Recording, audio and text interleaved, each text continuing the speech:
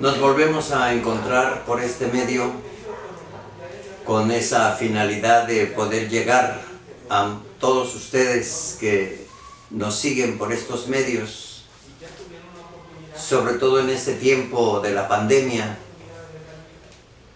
en donde tenemos que estar confinados a nuestras casas o muchos lugares donde están cerrados los templos. Mucha gente no puede asistir, como siempre lo veníamos haciendo, a la celebración eucarística, cuando hay cupos limitados, donde sí se puede asistir a misa. Pues estos medios nos auxilian ahora y nosotros tratamos de esforzarnos por llegar al mayor número de personas. Hoy celebramos ya el cuarto domingo del tiempo ordinario del ciclo B de la liturgia de la Iglesia. Y nos presenta, diríamos así, el principio de la tarea de nuestro Señor Jesucristo, narrado por San Marcos, tomado del capítulo 1, en el verso 21 y siguientes. Y el texto, aunque es muy breve, sin embargo, es de una gran profundidad. Nos dice que nuestro Señor Jesucristo fue en Cafarnaúm, era sábado, y se presentó en la sinagoga y se puso a enseñar. Jesús tomó la ciudad de Cafarnaúm, diríamos, como su centro de enseñanza, y es donde realizó incluso el mayor número de milagros y de señales para enseñar a las multitudes. Era como su centro de operaciones. Pero el sábado fue a la sinagoga con la finalidad de enseñar. La acción que presenta esta primera línea del Evangelio es hacernos referencia de el encuentro de Jesús con la humanidad, con todo aquel que lo escucha, con todo aquel que se despierta en la fe y pone su confianza en Él. Cuando hace referencia al sábado, no es necesariamente pensar en el sábado de nuestra semana. No tenía nada que ver el sábado que nosotros celebramos, ¿verdad?, como el último día de la semana, sino que se refiere al descanso de Dios, el Shabbat, que habla de, o hace referencia, o como un eco, de el sábado de la primera gran semana, cuando Dios hizo todas las cosas y destinó un día para el descanso. El trabajo requiere también del descanso. Eso incluso está contemplado hasta en las leyes del trabajo, la Ley Federal del Trabajo. El descanso. El descanso es al mismo tiempo contemplar lo que has trabajado. El descanso es convivencia. El descanso es encuentro también con Dios. El Shabbat es descansar en Dios, después de haber cumplido con toda una gran tarea. La gente es observada por Jesucristo. Aquí hay algo importante. El Señor nos ha visto, nos ha mirado. Constantemente el Señor nos mira. Ve nuestras fatigas y nuestras penas. Ve nuestras necesidades y nuestros trabajos. Ve que la humanidad viene caminando cansada también de toda una historia de vida.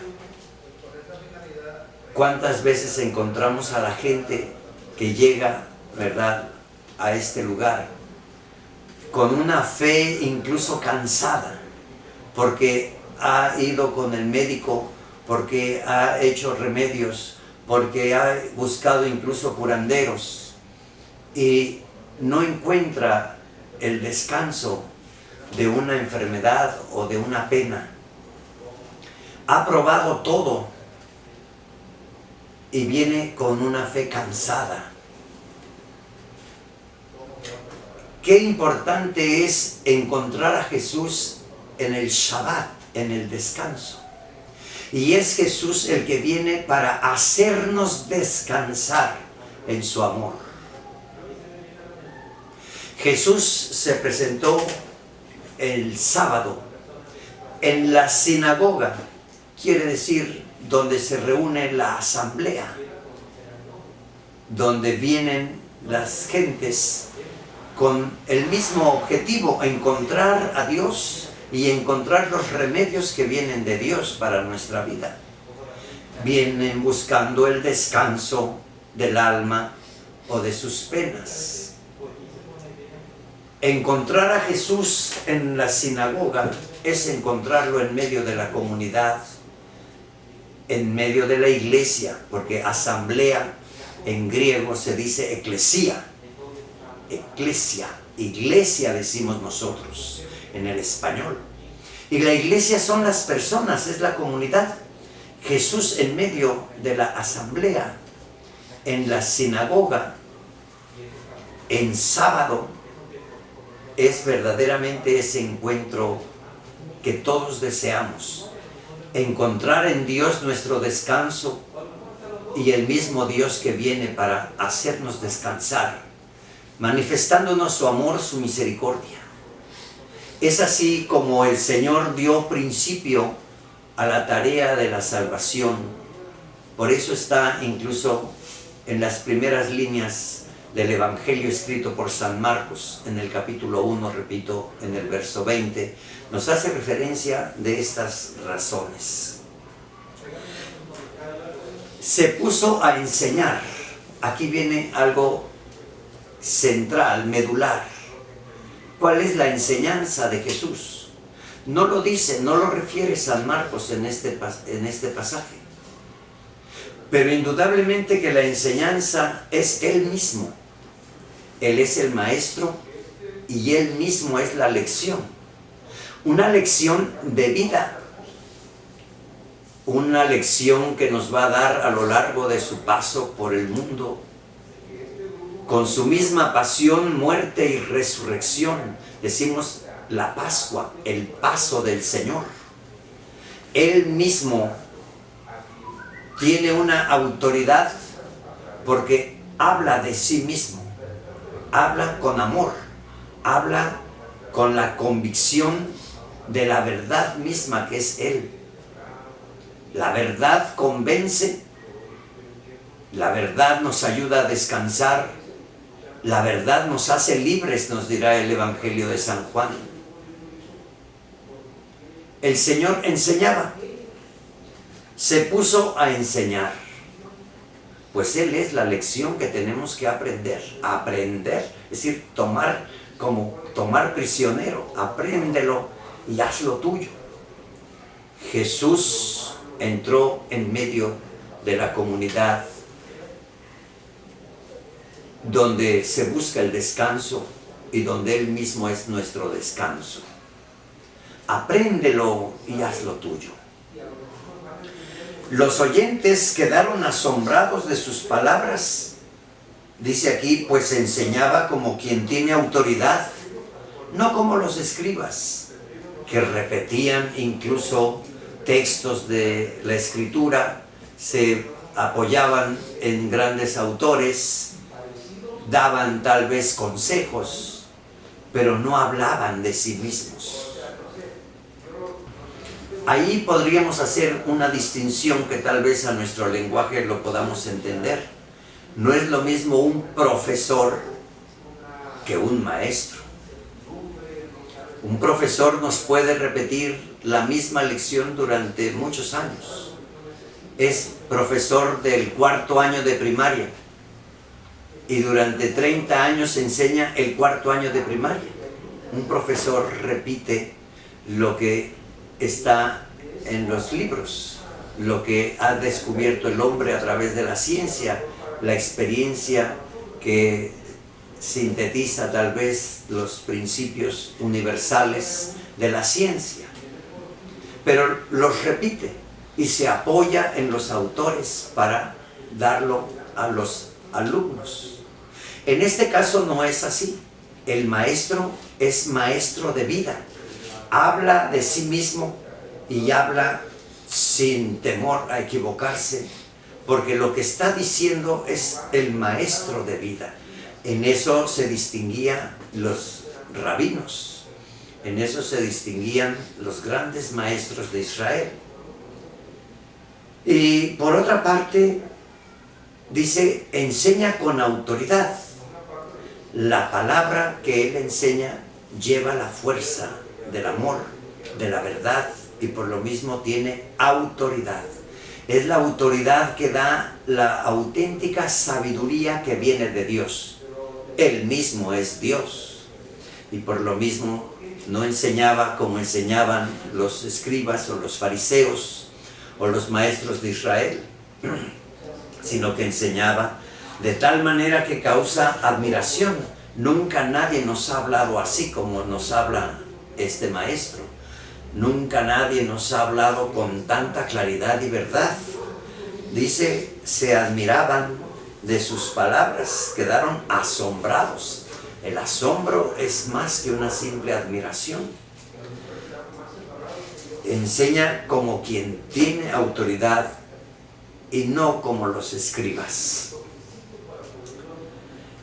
¿Qué es lo que enseñaba? Pues no lo dice como una lección, ¿verdad? Enseñaba los mandamientos o enseñaba... ¿Qué enseñaba? Jesús nos lo va a presentar San Marcos siempre enseñando a través de signos y señales. Eso es muy importante. Cuando tú abres la Escritura y te encuentras las señales que hace Jesucristo, ahí mismo en esa señal está la enseñanza. Dice, había en la sinagoga un hombre poseído por un espíritu inmundo.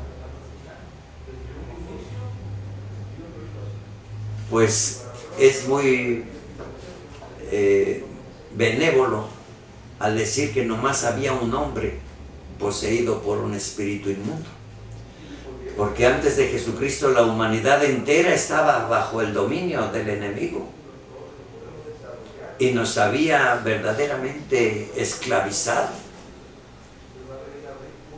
Por eso Jesucristo viene para darnos el descanso, librándonos del enemigo. Viene para determinar el fin de este enemigo que nos acusa día y noche y nos atormenta. No es solamente Satanás, si así lo queremos llamar, sino es Satanás y sus demonios, los espíritus inmundos, es decir, los que corrompen. Y ahí nos tenemos que detener un poco, porque lo que nos corrompe son también nuestras malas intenciones y deseos malos, que son como verdaderos espíritus internos que nos mueven en el pecado. ¿Cuántos espíritus inmundos podemos tener? Pues tal vez podríamos decirlo, tenemos tantos demonios como tan malas inclinaciones nos llevan a pecar. Y efectivamente podríamos incluso decir que en cada pecado hay muchos demonios, los del odio y los del rencor, y los de la ambición, y los de la prostitución, y los de la drogadicción, y los demonios de la gula, los demonios de la soberbia. ¿Cuántos demonios hay? Tantas como debilidades y flaquezas llevamos cada uno en el corazón, en el alma, o que nos atormentan incluso en nuestros pensamientos.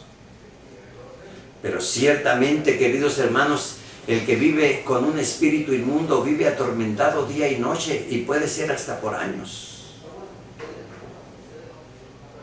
y que a veces se requiere todo un proceso de oración, pero sobre todo de evangelización, porque basta con ir mencionando la palabra de Dios y la enseñanza correcta de la verdad, con la misma autoridad que nos confiere Jesucristo, para que una persona atormentada por un espíritu inmundo incluso proteste enérgicamente o nos quiera incluso callar o insultar. En aquella ocasión dice que aquel hombre se puso a gritar y entre sus gritos le reclamó a Jesús. ¿Qué quieres tú con nosotros, Jesús de Nazaret? ¿Has venido a acabar con nosotros?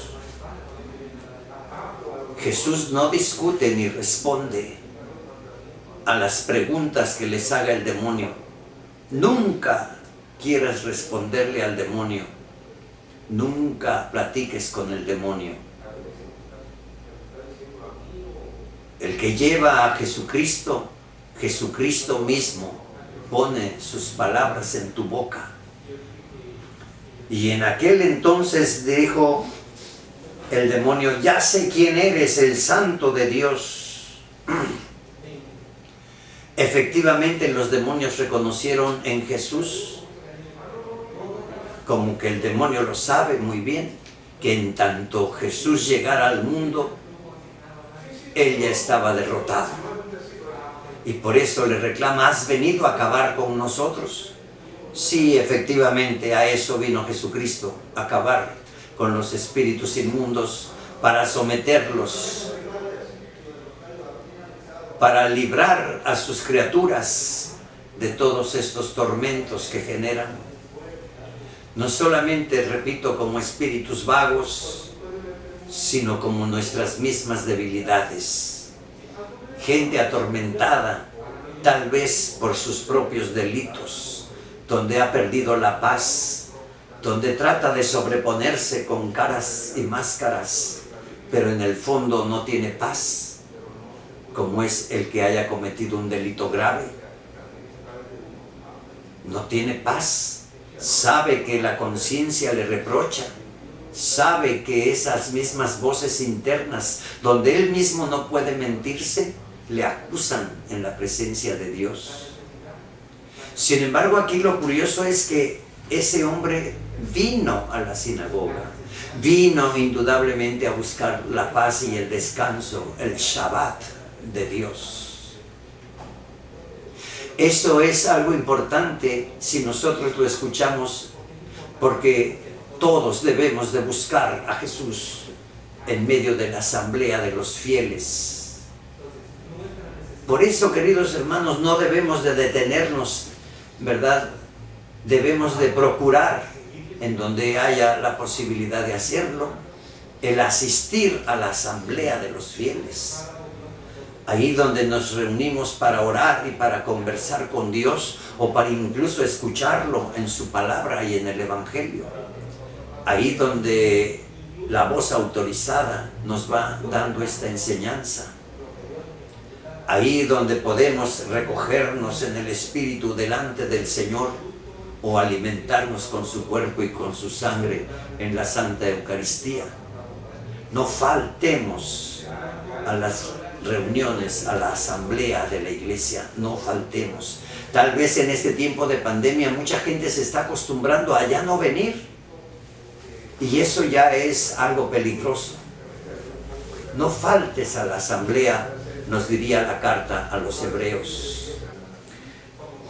El hombre aquel le dice, o el demonio por la voz de aquel hombre le dice: ya sé quién eres. El demonio se jacta de saberlo, como diciendo: no me intimidarás, no podrás conmigo. Tú eres el Santo de Dios.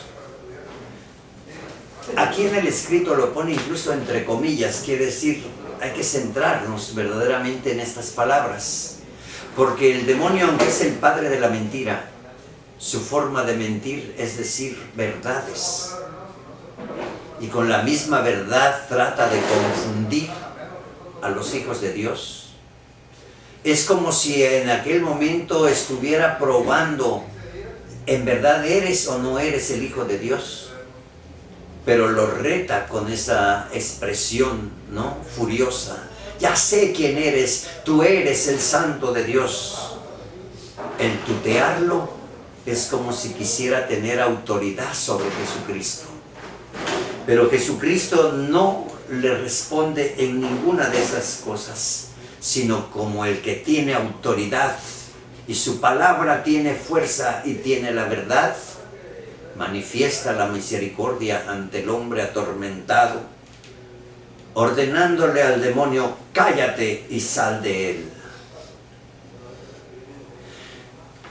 Concluye diciendo, el espíritu inmundo sacudiendo al hombre con violencia y dando un alarido, salió de él.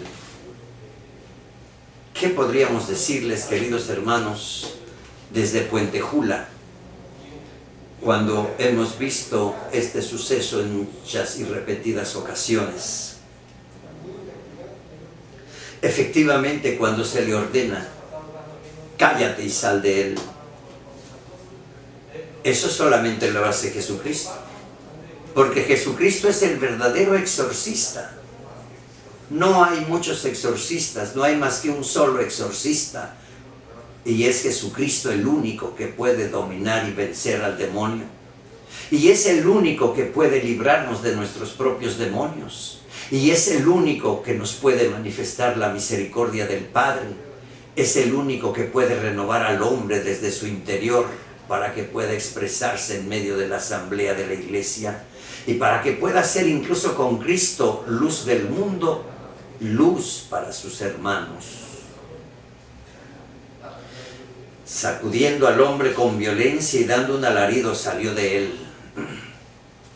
Ante ese suceso, toda la asamblea, dice, quedaron estupefactos y se preguntaban, ¿qué es esto?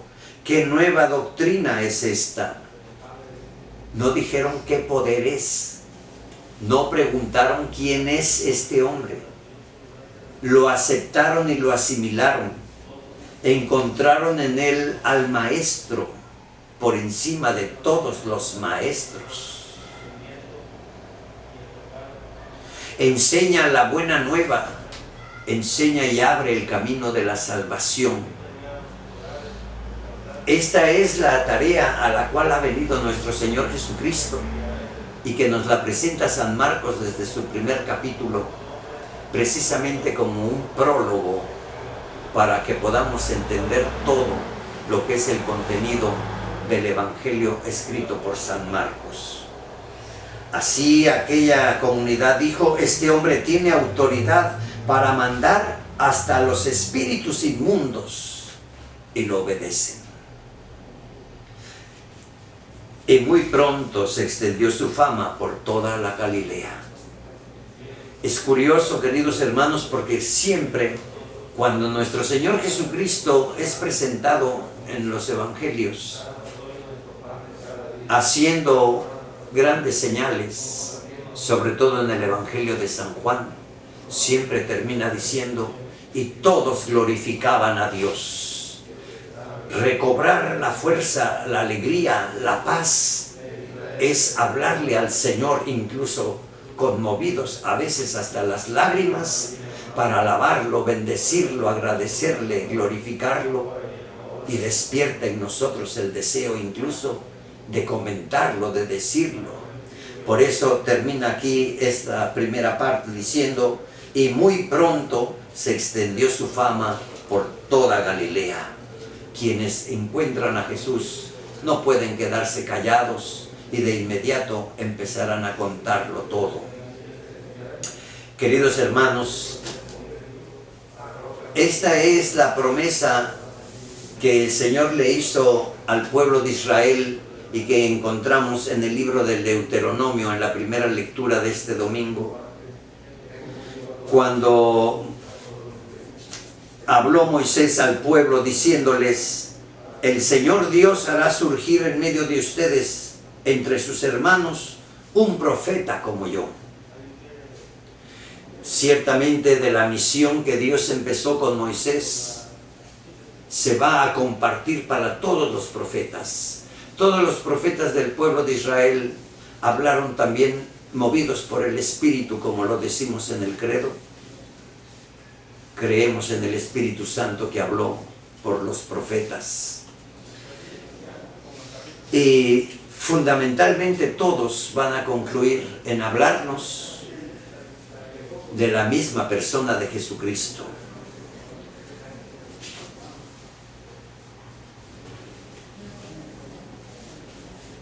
Yo haré surgir en medio de sus hermanos un profeta como tú, le dijo Dios a Moisés. Pondré mis palabras en su boca y él dirá lo que le mande yo. A quien no escuche las palabras que él pronuncie en mi nombre, yo le pediré cuentas. Pero el profeta que se atreva a decir en mi nombre lo que yo no le haya mandado, o hable en nombre de otros dioses, será reo de muerte. Queridos hermanos, ya nos advertirá también, ¿verdad?, en las cartas apostólicas: cuidado con el anticristo, cuidado con los falsos profetas, cuidado con aquellos que quieren venir en nombre del Señor sin ninguna autoridad. Cuidado con los falsos profetas. Y los falsos profetas los encontramos a diario, queridos hermanos, cuando nos hablan de las ideologías del mundo como si fueran las soluciones del problema humano, cuando nos hablan de teorías o nos hablan incluso de otros credos, cuando nos hablan ahora de supersticiones, de brujerías o de la maldita muerte. Cuidado con los falsos profetas, porque el demonio también tiene sus profetas. El demonio también usa a muchos mensajeros que se prestan para confundir a las gentes. Hagámosle caso solo al Señor, y el que no le haga caso será reo de muerte. Crezcamos en la fe, pidámosle a la Santísima Virgen María que empecemos con estas tareas que Jesús nos realiza, para que podamos también alegrarnos en el Señor y entrar finalmente en el Shabbat eterno, cuando salgamos de este mundo y participemos del descanso eterno. Alabado sea Jesucristo, en el nombre del Padre, y del Hijo, y del Espíritu Santo.